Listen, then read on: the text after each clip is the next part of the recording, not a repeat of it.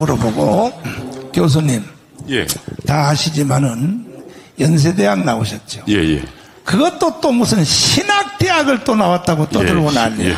떠드는 게 아니고 거기 나오긴 사실입니다. 사실. 신학대학 왜 갔어요? 목사 되려고 갔죠. 목사? 예. 목사 되려고 간 놈이 어떻게 하여 언더스 거래에 들어가가지고 세상에 한 청년, 전대엽, 인종석, 이인영을 가르치는 수괴가 됐단 말이야. 예. 어떻게 유혹돼서 들어갔어요, 거기에? 맨 처음에 들어가서 제가 배운 거는 이승만과 박정희에 대해서 박정희는 다나카 마사오인가라는 이름을 하면서 일제 관동군 장교였다. 그리고 이승만은 미제의 앞잡이였다. 그리고 그 노무현이 말한 것처럼 대한민국은 정의가 실패하고 그리고 친일파 그리고 자본가 이들이 승리한 잘못된 뒤집힌 나라다라고 배웠어요. 자, 결국은 내가 왜 이 질문을 하냐 하면 이동우 교수하고 간첩하고 연결됐느냐 안 했나 요걸 잡아내려고 지금 자꾸 물어보는 간첩까지는 아니고 간첩 그러면 바로 이동우 교수님에게 그걸 가르치고 지시한 놈은 누구예요? 우리 위에가 예. 우리 이제 저보다 윗선이 있었죠. 윗선이 예, 윗선이 있었죠. 누구야 그거? 그 윗선으로 따라 올라가면 그거는 간첩하고 연결된 사람들. 자꾸 꼬리를 빼려고 윗선의 이름을 안 밝히려 그러는데 좋아요. 그런데 그때 같이 동료들은 다 밝혔으니까 동료들은 같이 그때 활동했던 사람들이 누구예요, 그러니까? 그러니까 이제 저랑 같이 당시 이제 전대협을 지하에서 지도하는 조직이 있거든요. 그러니까 임수경 북한 보낸 저를 연대사국장으로 이제 시켰던 그게 이제 그 조통그룹이 있었고 그다음에 반미청년회가 있었고 반미청년회는 조국이 아니 같이 활동했던 사람을 까라고 꼼이라고 별명이 그랬는데 연세대학교 화학과에 김병건이라는 친구가 있었습니다. 그 친구 부인이 노무현 때 제2부속실장이었습니다. 그 다음에 이화여대 총학생장. 우상호하고는 어떤 관계? 상호는 제 밑에 있었습니다. 제가 우상호의 그러니까 총학생장인데 총학생의 지도책이었습니다. 제가 연세대학교 지하 조직의 책임자였거든요. 우상호가 그 한참 전성기 시절 때 그쪽에서 전성기 시절 때 미국 대사관을 불지르려고 방화한 사건. 예, 미 대사관 점령 사건은 아니고요. 우상호는 그거 말고 그 전에는 하문경이가 미 대사관 점령 사건을 했고 우상호는 87년도에 연세대학교 총학생회로 다시 예를 들면 이한열 그때 영웅이었죠, 당시. 그러면은 이제 결국은 그 윗선에는 결국은 이제 내가 그 서경석 목사님한테도 물어봤거든. 예. 서경석 목사님이 김일성 부자의 사진을 걸어놓고 아침 저녁으로 절을 하고 이제 지하철에서 이렇게 했는데 간첩을 만났냐 했더니 솔직히 자기는 간첩을 만날 군번이 안 되는데. 예, 저도 간첩 만날 군번 안 됐습니다. 그래요? 예. 근데 그 위에는 만나니까 100% 만났다. 당연히 있습니다. 그 위에가 바로 한명숙 총리의 남편. 예, 박성준입니다. 박성준. 저는 박성준하고는 3년간 세미나를 같이 했습니다. 그래서 그때 박성준과 1대1로 배웠습니다. 박성준도 10년 깜방 살았죠. 10년 좀 넘었습니다. 넘었어요. 예. 그 사람들은 간첩하고 같이. 아니, 당연히 간첩이죠. 박성준이 신영국 바로 직계입니다. 서울대. 근데 그 사람의 마누라가 바로 총리를 했으니. 그럼요. 한명숙 총리를 했으니. 간첩의 남편이 총리를 했으니. 그러니까 이제 목사님 그때 한명숙이 감옥 갈 때 수뢰 사건이거든요. 근데 당시 민주당 국회의원 거의 50명 이상이 거기에 감옥에 떴습니다. 그 이야기는 대한민국을 장악한 것은 통역당이거든요. 그렇지. 그러니까 통역당이 누굽니까? 박성준이고 아시지만 문재인 정권 때 인사수석, 인사비서관이 박성준이가 직접 장악하고 참여연대 소속 사람이었습니다. 그러니까 그렇지. 박성준이 인사를 쥐고 있었다는 얘기입니다. 그러니까 문재인 정부 때 청와대 사람들은 박성준이 지도책이었습니다. 엄청난 사람들이 간첩이 다 들어가. 대한민국 수령이었다는 얘기를 저는 할 수 있습니다. 자, 그런데 이 한명숙이가 총리할 때 나는 기도하는 사람이기 때문에 일반 사건도 예리하게 보거든요. 봤더니 마누라는 총리를 하면 총리가 경찰을 지휘하거든요. 그렇죠. 지휘하는데 남편은 평택의 주한미군 앞에 가서 주한미군 물러가라고 데모를 하더라고, 박성준이가. 예. 내가 그래서 저녁에 만나면 둘이 뭔 말을 할까? 자, 총리는 경찰을 데리고 진압을 하고 남편은 주한미군 물러가라고 평택에서 데모를 하는데 둘이 그거 짜고 고스톱 치는 거 아닙니까? 짜고 고스톱 치는 겁니다. 박성준은 제가 3년간 공부했는데 그 당시 소련이 무너지는 절망적 상황에서도 뭐랬냐면 이동지 우리 혁명에 대한 열정은 절대로 없어지면 안 됩니다. 북한이 지금 어렵긴 하지만 그러나 이것을 듣고 위대한 수령의 지침에 따라서 주체혁명은 기필코 이루어진다고 저한테 가르쳤거든요. 그러니까 박성준은 머리끝부터 발끝까지 빨갱이고 주사파고 공산주의자입니다. 근데 그 사람 남편이 바로 한명숙이라. 그 부인이요. 부인이요. 예. 그럼 그 간첩 가족 아닙니까? 간첩 부부죠. 그리고 한명숙은 박성준한테 포섭된 사람입니다. 그러니까 사실은 그 서열을 보면 박성준의 예를 들면 지도를 받던 사람이 한명숙이거든요. 그 나중에 결혼한 거거든요. 그 다음에 이제 뭐 저 경기에서 교육감 했던 그 가짜 목사. 예. 그놈아 그 누구야? 이재정인가요? 이재정. 예. 뭐 이 사람들이 뭐 다 거의 간첩 수준까지 간 사람들 아니에요? 그러니까 간첩의 영향력 하에서 간첩에 조정받는 사람들. 그러니까 그걸 공산당 용어로는 프락션 한다 그럽니다. 그러면은 이인영에 대해서 이야기 한번 해봐요. 통일부 이인영은 그 반미청년회 사람입니다. 반미청년회라는 건 뭐냐면 87년도, 86년도에 건대 사태가 무너지고 당시 이제 그 경찰이 전부 다 그 주사파를 장악하게 잡았거든요. 근데 그때 살아남은 사람들이 그러니까 그 각 대학의 연락선들입니다. 그 연락선이 책임자가 조혁이었습니다. 그 고려대학교요. 그 조혁의 밑에서 총학생회장으로 키워진 친구입니다. 그 모든 세력들은 다 북한의 그럼요. 지휘를 받았다고. 그럼요. 그리고 그런데 매일 김일성 수령에 대해서 충성 맹세하고 그리고 그 김일성 방송을 매일 듣던 사람들입니다. 매일 듣는 사람. 임종석에 대해서. 임종석은 거기는 더 말 나리 없이. 비서실장 임종석. 임종석이는 제가 본래 그 주사파들은 총학생회장이나 이런 지도부를 그 선거로 뽑는 게 아니고 이미 1년 전, 6개월 전부터 미리 선발합니다. 선발해서 미리 훈련을 시켜요. 그래서 저 같은 경우 임종석의 의장 교육팀이 있었습니다. 그러니까 임종석이가 그 88년도인가 89년도에 의장이 되는데 88년도 이미 10월에 의장 교육팀을 만들어서 임종석 한 명을 당시 여러 명의 교육팀에 저도 이제 그 교육팀에 들어갔으니까. 어제 드디어 사고가 터졌는데 청와대 비서관 하나가 양심선언을 했어요. 어제 성남공항에서 비행기에 대놓고 비행기 안에 달러를 가득 채워서 평양으로 날랐다. 예. 자, 어제 그런데 가끔 가다가요 그 양심선언하는 놈들이 있어요. 어제 발표했어요. 문재인 정부 때 청와대 비서관이 이걸 어제 공개를 했습니다. 그러면 이 비서실장 되자마자 임종석이가 그 아랍에미리트 있죠. 두바이. 이쪽에 저 대통령 비서실장이 건방지게 대통령이 전용기를 타고 갔단 말이야. 갔는데 거기 가서 무슨 일을 했느냐 하고 지금 말들이 많은데 거기서 북한 간첩들을 만났다. 그때의 그 비행기에서 벌써 상당한 달러들이 북한으로 넘어갔다. 이러한 지금 자꾸 그 말들이 떠오르는데 어떻게 생각하십니까? 저는 충분히 그럴 수 있다고 생각합니다. 왜냐하면 그 임종석은 평생을 김일성, 김정일 그리고 북한에 대한 수령에 대한 충성을 맹세했던 친구거든요. 그 다음에요.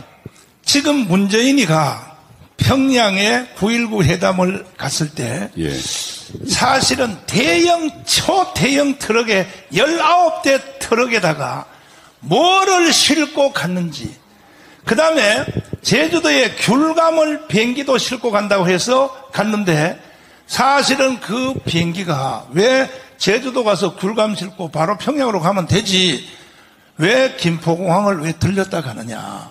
그래서 그 안에 평양에 싣고 간 그 물품이 뭐냐. 그런데 어떤 한 분이 자수한 사람이 있어요.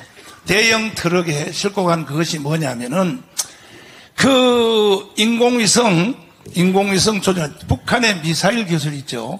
이것과 그 MBC, KBS가 가지고 있는 중계할 때 있죠. 중계할 때 인공위성하고 전파를 중계하지 않습니까? 이거하고 북한의 미사일 체계하고 똑같다는 거야. 그 19대 구문을 가득히 채워서 북한에 갔는데 한 대도 안 가지고 내려왔어. 정상회담 마치고. 이거 문재인 간첩 아닙니까? 간첩입니다.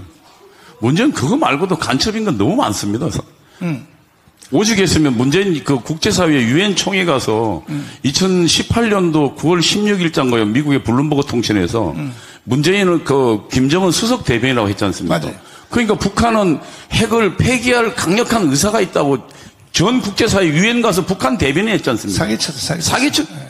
트럼프까지도 사기쳤어. 그리고 문재인은 한 게 종전, 그 다음에는 가서 종전선언 하겠다 했습니까? 그거는 북한의 3대 투쟁 중에 반미 투쟁 중에 주한미군 철수를 위해서 지침 중에 하나가 종전선언입니다. 그걸 대통령이 했으니까요. 제가 다른 데서도 말을 한번 한 적이 있는데 문재인 이 개자식이요.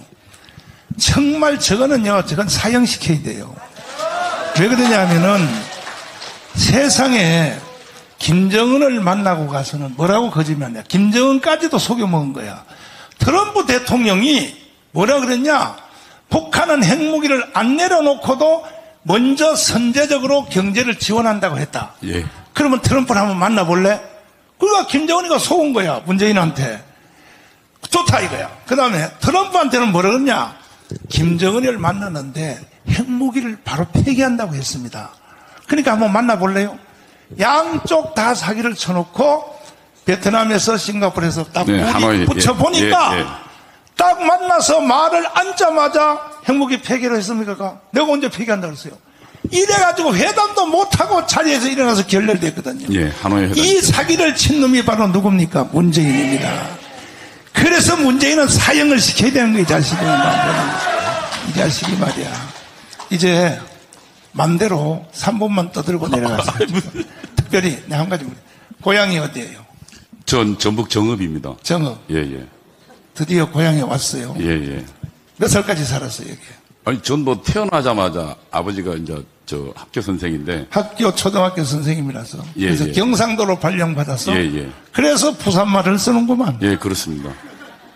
왜 전라도 놈이 부산말을 쓰노? 아니, 근데 거기 어릴 때 저거 태어나 보니까 이제 말 배우고 한참 이럴 때 저는 경상도에서 자랐으니까요. 그랬어요? 그래서 경상도. 그러면 모처럼 오랜만에 원래 태어난 고향에 전라북도 왔으니까 이 전라북도 국민들이 착하기만 하다니까요. 착하기만 하지요. 멍청해가지고 간첩이 사기를 쳐도 그냥 아멘이요. 문재인이가 사기 쳐도 아멘이요. 너무 착해서 그러거든. 예.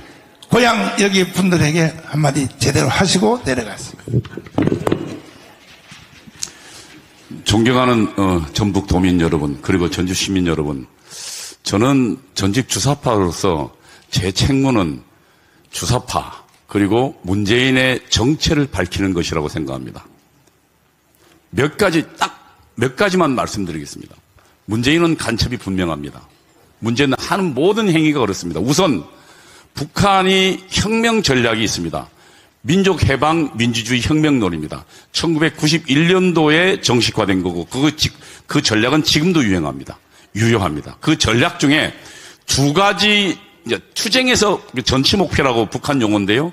투쟁에서 취득할 목표가 있습니다. 그 중에 보조, 혁명 가기 위한 징검다리가 있습니다. 그 징검다리가 민주연립정부 아닙니다. 민주연립정부란 문재인 정권을 지칭합니다. 내가 왜 문재인 정권이라면 정확하게 말씀드리면 우선 문재인 정권은 청와대를 장악한 전대협 주사파들과요. 정치 전대협 세력들과요. 그 다음에 민주노총을 장악한 세력들과 그리고 또 박성준이가 장악했던 시민단체 세력 이 세력들이 3자가 연합해서 그래서 인사권은 참여연대를 비롯한 박선종 세력이 갖고요.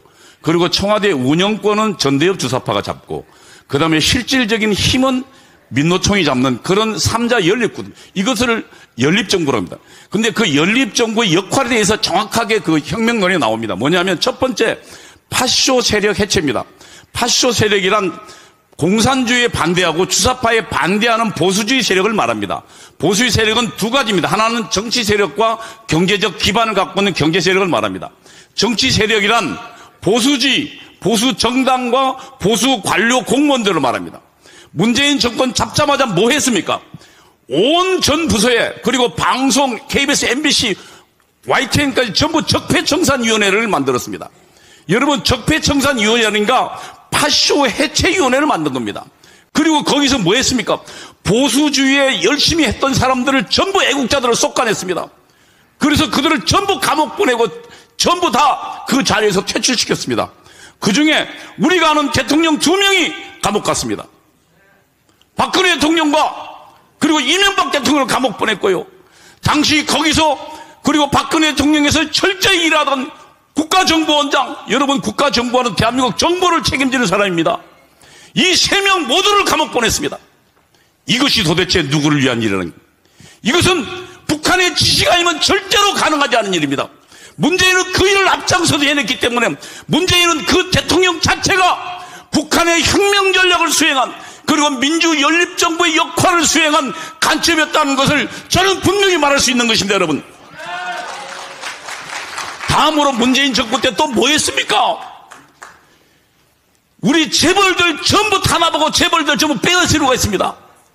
그러나 재벌들이 저항하면서 그것은 하지는 않았지만 여러분 아시다시피 삼성 이재용, 지금 대한민국 법인세 그 회사 하나가, 삼성전자 하나가 15%, 20%를 우리나라 전체 법인들 세금을 담당하고 있습니다. 그 삼성전자를 그 애국자인 이재용을 업어줘도 못할 판국에 그걸 2번 다 감옥 보냈습니다. 그게 북한의 혁명론이 나오고 북한 지령이 나옵니다.